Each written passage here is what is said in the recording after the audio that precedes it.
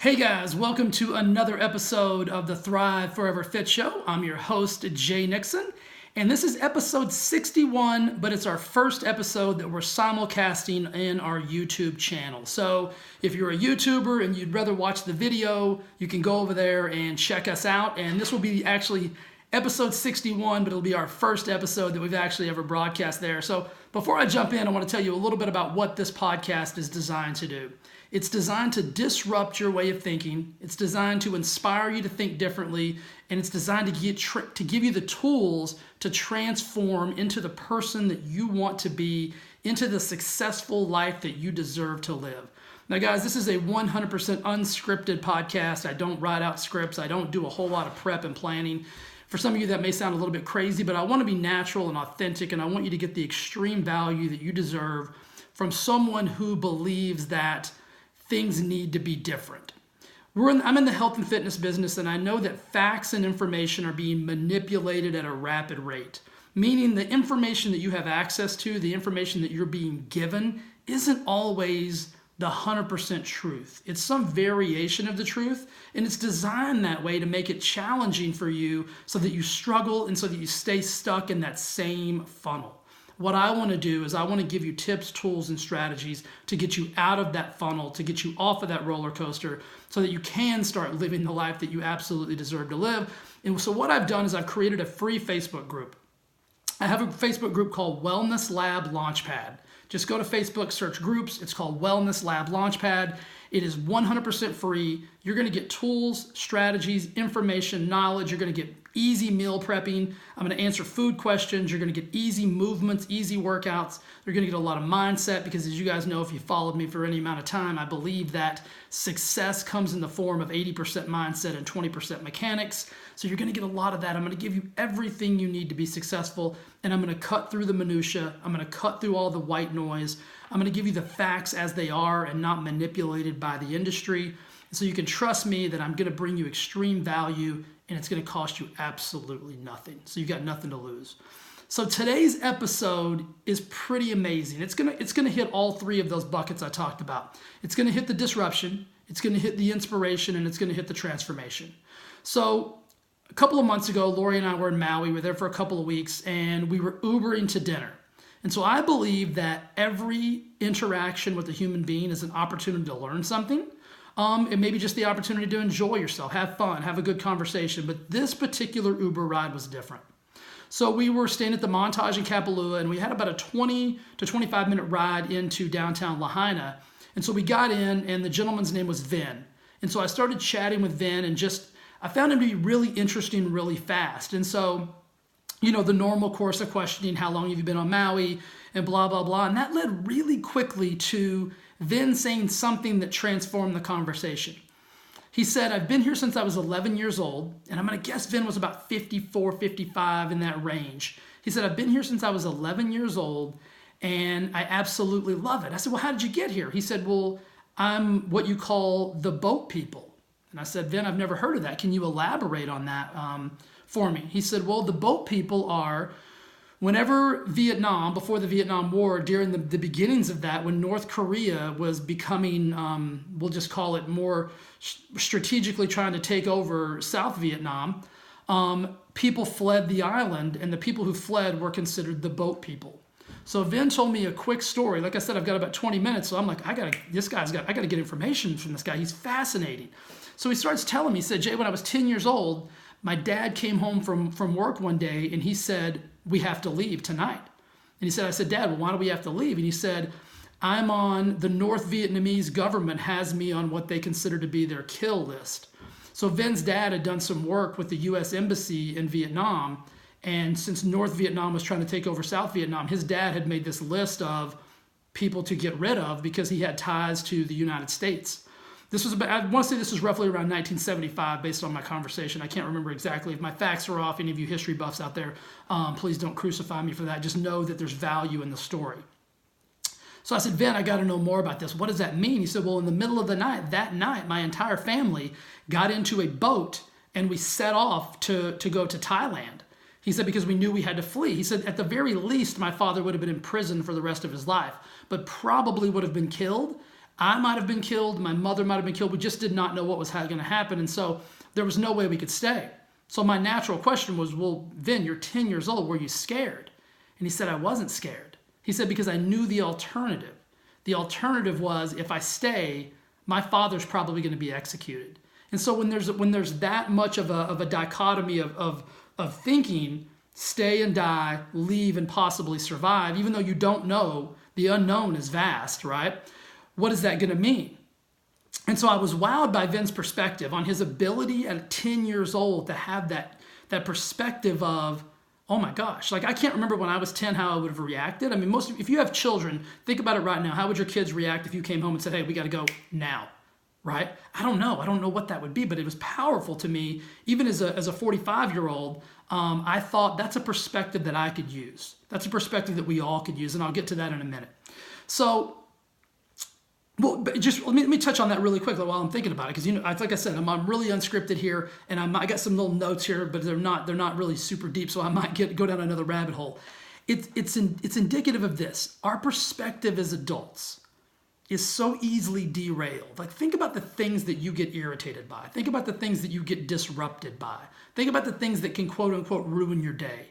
The line at Starbucks being too long, the restaurant being out of a certain thing, you getting the wrong meal, or it's not hot enough or cold enough, or traffic, or your boss puts an extra assignment on your desk. Think about those things and how they derail you. Think about Vin at 10 years old, father coming home and saying, tonight we leave. We get in a boat and go out into the ocean, into the unknown, and hopefully we get to where we want to go. And I said, were you scared? He said, no. That's pretty powerful. I said, so then I asked, I said, Vin, tell me about the boat, man. How big is this boat? He said, well, there was 52 people. The boat was about 7 feet wide. So, I mean, do your arm span, right? 7 feet wide and about 19 feet long. 52 people in this, what I consider to be a tiny boat, to go out into the ocean, right? That's a tiny boat to be floating in the ocean. He said the boat had a motor on it, like, one of those little outboard motors like you see. And he said, we got about an hour or so off the coast of Vietnam and the motor blew up. And I'm like, come on, man, why are you doing this to Vin? This is what I'm thinking. I said, so, okay, so what happens? He said, well, the motor's gone. We don't have any oars or paddles or any way. There's 54 of us. It's women and children and men, and it's such a diverse group. Like, we're just floating aimlessly in between Vietnam and Thailand. I said, again, were you scared? And he said, no. He said, because I kept coming back to the perspective of, if we would have stayed, my father would be dead. And so when you've got that perspective to draw back on, you don't get fearful of doing a little floating in the ocean. So I said, all right, Vin, what happens? I said, this is a good thing, right? Because at least you're out in the middle. And he said, well, it was good because we had floated into the waters that were controlled by Thailand and not Vietnam. So we really didn't have to worry about the Vietnam, anybody from Vietnam coming out there and finding us or anything like that. But what did happen is, for the next 10 days, think about this, they floated aimlessly in the ocean for the next 10 days. He said the Thai fishermen would come out and they would rob them. I said, what do you mean they would rob you? They wouldn't help you? He said, no, it's against the Thailand government's laws to bring refugees into Thailand. So they weren't supposed to help them at all. So instead of just leaving them alone, they robbed them of everything they had. He said, but fisherman after fish, he said this probably happened 3 or 4 times. And by the time it got to the 5th fisherman, they had nothing left. He said there was nothing left. All we had were literally the clothes on our back. They had stolen all of our food, all of our bags, all of our pots and pans. Everything we had taken, they had taken, except for the clothes on our back. So another fishing vessel comes up, and they say, we've got nothing to give you. Like, we are just us in this boat. And so the fisherman said, I'm going to do something I'm not supposed to do. He said, I'm going to tow you guys in about half a mile away from the coast so that I don't get caught. And then I'm going to cut the line.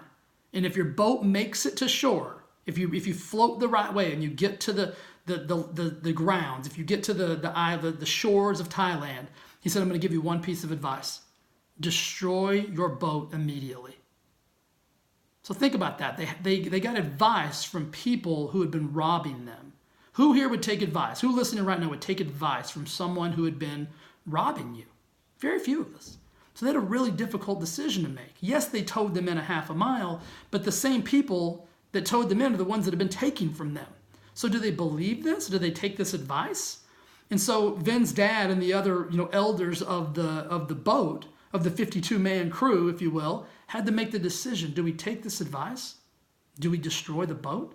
And I said, Vin, what'd you do, man? I got about 10 minutes. I got less than 10 minutes. You got to get to the end of the story. And he said, so as soon as the boat hit, we all 52 got out and we beat that boat to death with our hands, with our feet, with the logs we could find on the shore, and we destroyed our boat. And he said it was the best and most pivotal decision that we made, was to destroy that boat, because we found out very quickly they tried to put the boat back together. The Thailand people tried to put the boat back together, the police and the government, so they could put them in the boat and send them back to Vietnam. He said, but they destroyed it to such a magnitude that it was not fixable, so they had to take them in. And I said, okay, Vin, how did you get here, man? Like, what are you doing? Like, how'd you get here? He said, so since his dad had some dealings with the U.S. government, he was able to get a hold of the U.S. Embassy, and through a church sponsorship, someone in Maui agreed to take Vin and his family in, and that's why he's been there ever since. And he said, this is why I'll never leave. He said, this will be my home forever. And so I found that to be such a powerful story. I mean, think about it. I mean, I don't know that any of us are equipped right now. If I said to you, I'm going to put you in a boat and you're going to float aimlessly in the middle of the ocean for 10 days. I mean, who would sign up for that? I mean, I know I would. Not many of us would. But what we can take away from that, guys, are a few really big metaphorical nuggets. First and foremost, we've got to get a lot better at understanding perspective. We've got to get a lot better of seeing things as they are instead of worse than they are. Traffic is simply traffic. Starbucks being out of almond milk is simply Starbucks being out of almond milk. It's not equivalent to my father going to be executed, my family getting in a 19x7 boat and floating aimlessly in the middle of the ocean for 10 days, being robbed, and all those things. It's not even close to that. So if you can think of that, people are going through so much more than we're going through at these moments of rage or at these moments of upset. And this is impacting you in a lot of different ways. It's impacting your health and fitness, just from a mental standpoint, probably from a healthy standpoint too, because when you get pissed like this, when you get angry, when you lose perspective, you make worse decisions. It's reflecting and affecting in your relationships, because when you're able to get that angry that quick, when you're able to get that derailed that quick at little things, you and your spouse, you and your significant other, you and your children, you and your friends are not going to see eye to eye on things all the time, and you're going to allow those little things to derail those relationships. When in essence, it should just be nothing. It should be a small blip on the radar. It's not equivalent to floating 10 days aimlessly in the middle of the ocean, is it? It's absolutely not. And then let's talk about the burning of the boat, or actually the destroying of the boat. This is where so many of us go so wrong. We don't go all in on something. See, they went all in. They got there and they knew if they hadn't have done what they did, if they hadn't destroyed that boat, if they hadn't have beat it to shreds, if they hadn't have burned the boat, they would have been put back in that boat and sent right back to where they go. Now, metaphorically, that's what we all do, is we get on these journeys, weight loss, health and fitness, whatever it is. Those are really easy ones to talk about in this standard, because we don't go all in. We keep that same boat that we brought. And then what do we always end up doing? We always end up getting back into that boat and ending up right back to where we started. So really the only answer is to burn your boat, is to destroy your boat. Because what got you here won't get you there. It will actually take you back to where you came from. And so think about that. Whatever your journey is, whatever it is that you are wanting to do in life, burn the boat that you're in right now so that you can build the new boat to get to where it is you want to go. And that's got to be a continuing pattern throughout your course of your journey. You've got to burn the old boat. You've got to destroy the old boat, or you'll always get back in it. It's human nature. You'll always get back in that boat because it's comfortable. You know how it floats. You know how it rows. You know where to sit. You know everything about it. And as humans, we're designed to search for comfort. We're designed to search for the least objectionable choice. We're designed to search for the path of least resistance. But if you don't have a way to go back, if you burn the boat, if you go all in, no plan B, you will find success. You will be successful. That's the whole takeaway from this thing. It's not about floating aimlessly. It's about making a decision, going full in that decision, not being fearful. Is there going to be adversity? Yes. Is there going to be challenges? Yes. But it's worth it. Think about Vinh floating 10 years old, floating aimlessly in the middle of the ocean for 10 days, but knowing that they went all in, there's a better way. They're going to get to somewhere, then they're going to have to make some really hard decisions, burned in their boat, beat it to shreds. But now look where he's at today. That can be you. That should be you. Hopefully it will be you. So guys, as I mentioned at the first of this episode, if you want more strategies, tips, tools, whatever it is, you want more of this, the place to go is Wellness Lab Launchpad in Facebook. It's a Facebook group. It's a free group. Request access, and we'll let you in immediately. You're going to start getting a lot more of this. You're going to get meals. You're going to get fitness. You're going to get strategies. You're going to get anything you want because you have the ability to go in there and ask me questions, the ability to do anything like that. I will take care of it. And it'll be a place where you can cut through the minutia. It'll be a place where you can cut through the white noise. You won't have to worry about the manipulation of facts and data. You're going to get straight shots. You're going to get the information that you need to get to where it is you want to go. You're going to get accountability. You're going to get support. And most of all, if you want me to beat the shit out of that boat with you, I'll do it. And sometimes we need somebody, we need that support of somebody to take the first swing at that boat. I'll take the first swing for you, and we'll beat it to death together. And that way we'll start building your new boat so you can get where it is that you deserve to go. All right? Guys, if you love this episode, if you love anything that I had to say, do me a solid. Share it with a friend or family member. Share it on your Facebook, your Instagram, anywhere. Because here's my mission. My mission is just what I said it was at the beginning. It's to disrupt, it's to inspire, and it's to transform. If I can do those three things, I know I'm living my purpose, and I know I can help you live your purpose if you'll follow this, if you'll just take these little simple tips and strategies. Guys, have an amazing day. I love you. I'll talk to you very soon. See ya.